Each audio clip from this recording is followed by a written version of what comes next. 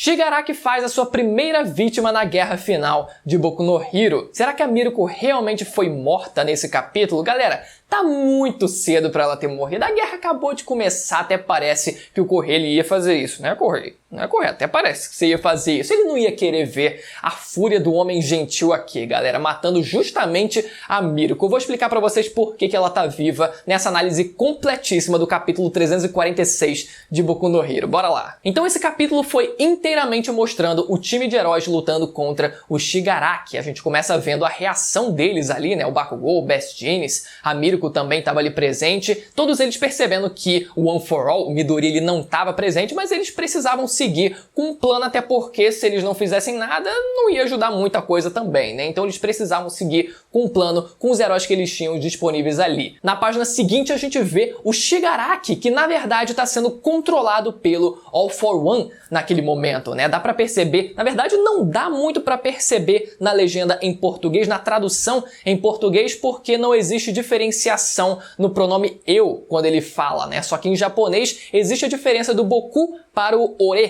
Quando é o Boku, é o All for One se referindo a ele mesmo, né? Quando ele tá no corpo do Shigaraki, quando é o Ore, se eu não me engano, é o Shigaraki falando sobre ele mesmo. Mas ainda dá pra perceber ali pela forma que ele fala, né? O All for One falando pelo corpo do Shigaraki, pedindo para o outro eu não atrapalhar ele dessa vez, ou seja, deixar o All for One assumir o controle total ali e fazer as coisas do jeito dele. Então é o All for One assumindo o corpo dele naquele momento, o que era algo que eu fiquei raciocinando, que eu fiquei refletindo sobre, e que até seria interessante se fosse usado como uma forma de fraqueza para eles. Porque imagina só você ter o seu corpo para conseguir controlar, ao mesmo tempo que você tem que controlar também o corpo do Shigaraki. Imagina que louco você ter que prestar atenção no corpo do Shigaraki ao mesmo tempo que você acaba se distraindo e leva porrada no seu corpo original, ou vice-versa. Poderia ser algo que poderia muito bem ser explorado, né? Eu não sei se o All for One é tão fodão assim que ele pode controlar dois corpos ao mesmo tempo. Então o Shigaraki, vamos chamar de Shigaraki porque é o corpo do Shigaraki que a gente tá vendo, apesar de ser o All for One controlando ele, o Shigaraki ele cai dos céus até o chão. E essa cena pode ter ficado um pouco confusa, na minha primeira leitura eu também fiquei um pouco confuso o que estava acontecendo ali, mas o Shigaraki ele cai ao chão e ele toca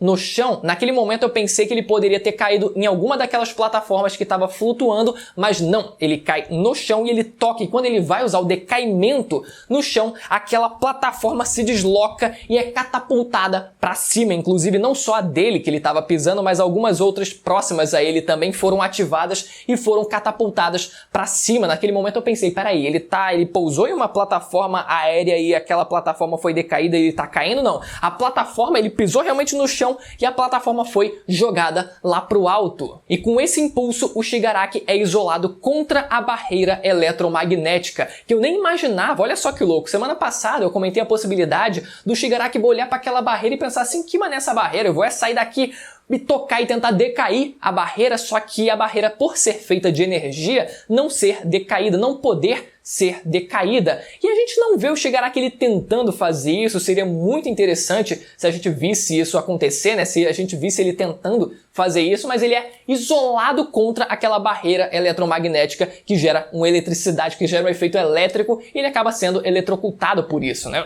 Tudo bugadão e acaba caindo. E naquela hora, galera, o Best Jeans pega ele com os cabos assim, começa a esfregar o Shigaraki no chão com os cabos.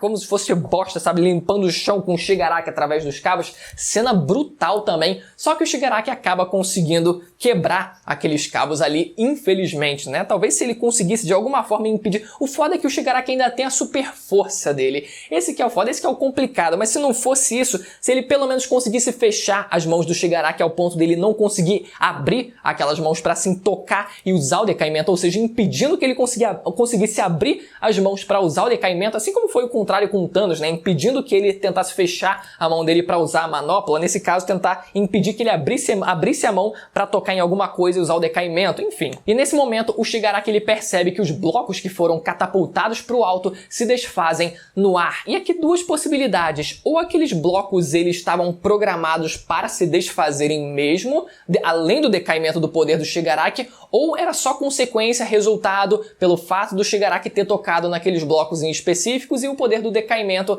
ter surtido efeito ali, finalmente ali, conseguindo evaporar por completo aqueles blocos durante a sua estadia aérea, né? Antes deles caírem de volta no chão. Enfim, uma dessas duas possibilidades. O Shigaraki então diz que por mais que eles possam isolar alguns blocos, basta eles seguir destruindo o chão, porque uma hora eles iriam acabar ficando sem blocos para conseguir isolar pro alto. E é nesse momento que o Bass Genius explica o sistema que foi implantado, que foi programado contra o Shigaraki com a ajuda de vários heróis, incluindo os alunos também. A gente vê os cementos ali fornecendo mais material de cimento para conseguir repor aqueles blocos que foram isolados. A gente vendo que a Hatsume, ela foi responsável ali do curso de suporte, ela foi responsável, uma garota de 16 anos, responsável por ter programado e pensado naquele sistema por completo. A Momo também que tá ajudando. Olha só a Momo, galera. A Momo tá crescida. A Momo ali com o novo uniforme dela tá crescida,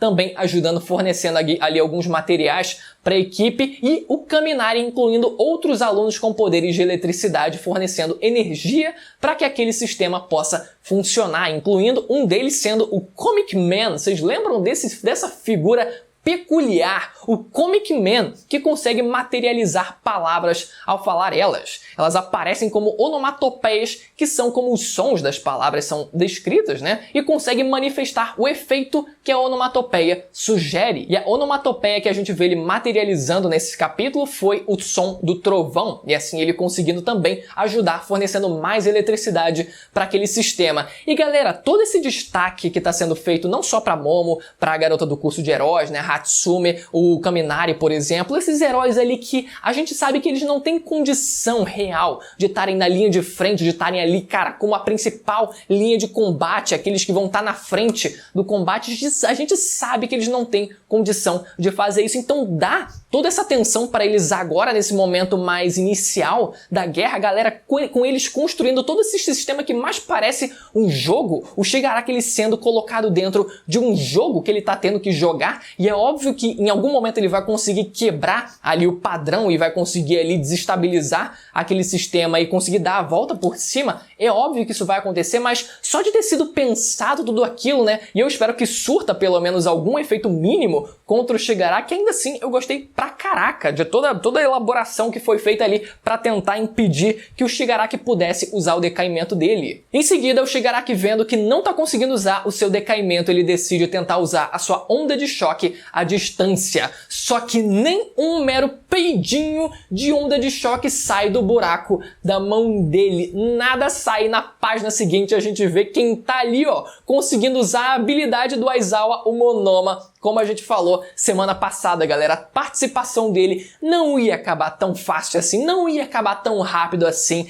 Tinha a faca e o queijo na mão para ele copiar a habilidade do Aizawa. E é isso que eles fazem. O Monoma parece... É engraçado que ele aparece numa cadeira como se fosse pra quê? Ele sentado. Ele poderia ficar em pé sem problema. Tipo, bota o Aizawa pra sentar que tá todo ferrado. Mas não, ele tá lá sentado meio que no trono, todo tranquilão, enquanto o Aizawa tá do lado dele. E eles estão se tocando e o manual, cara, o grande manual, ele servindo como o carinha do soro, o carinha do hidratante ocular ali, fornecendo aguinha para que ele não precise piscar. Então, é explicado pra gente que, a princípio, o limite que o Monoma ele teria de 5 minutos até ele perder a capacidade de copiar a individualidade de alguém não se restringe mais, porque ele tá em contato direto e a todo momento com o Aizawa. E é claro, como eu falei, em algum momento o Shigaraki ele vai conseguir burlar esse sistema, ele vai conseguir talvez separar o Monoma ali do Aizawa, e talvez até o Aizawa tenha que usar diretamente a individualidade dele, não só o Monoma. Enfim, a coisa vai...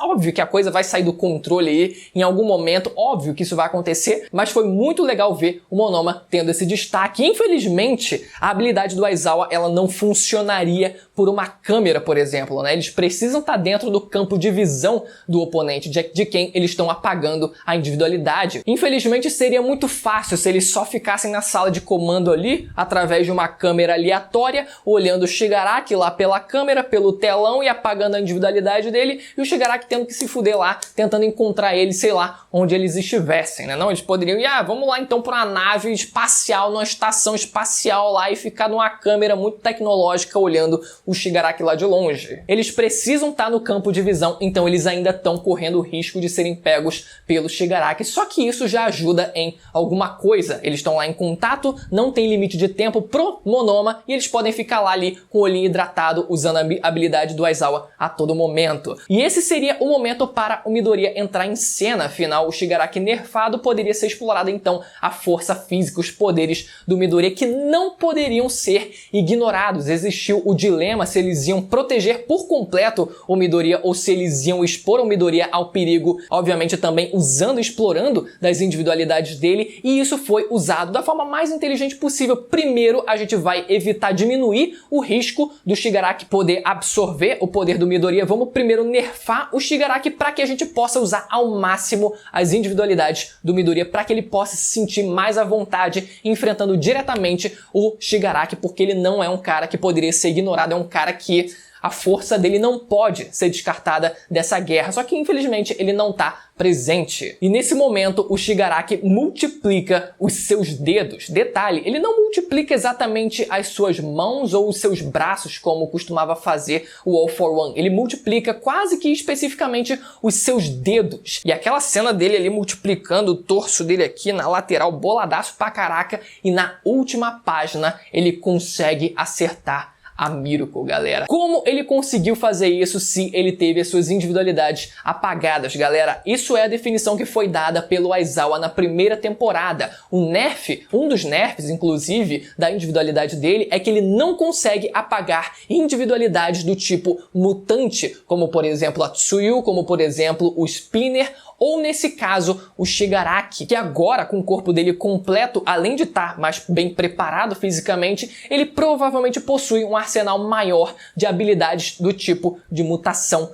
também. E nesse caso, o que o Shigaraki ele fez se assemelha muito, por exemplo, à individualidade do Shoji, que é da classe 1A, que consegue ele multiplicar partes do seu corpo. Nesse caso, o Shigaraki ele consegue multiplicar dedos em específico. Só que, galera, não faz o menor sentido a Miruko ela ser morta nesse momento de agora. Só botaram ela nesse momento porque ela era a personagem que provavelmente mais aguentaria uma porrada do Shigaraki, mas se ela vai levar algum dano, ela com certeza vai voltar ainda pro combate. A gente nem viu ela usando aquela arma dela no braço, afinal, né, tá substituindo o braço que ela perdeu, a perna dela também, os aparatos, a gente não viu nada dela. Se fosse pra ela morrer logo de cara assim, deixava ela morrer na guerra passada, que ela já estava toda esculhambada mesmo, dava ela como morta e acabou a história dela, acabou a participação dela. Não, ela voltou e ela vai continuar na ação, não se preocupem. O Shigaraki ele não conseguiu apagar, ele não conseguiu decair, ele não vai conseguir decair o corpo da Miruko, ele não vai fazer isso porque essa individualidade foi apagada e muitas outras também. Somente as do tipo de mutação é que não podem ser apagadas. E óbvio, a surpresa dos heróis quanto a isso é porque eles não sabiam que o Shigaraki ele possuía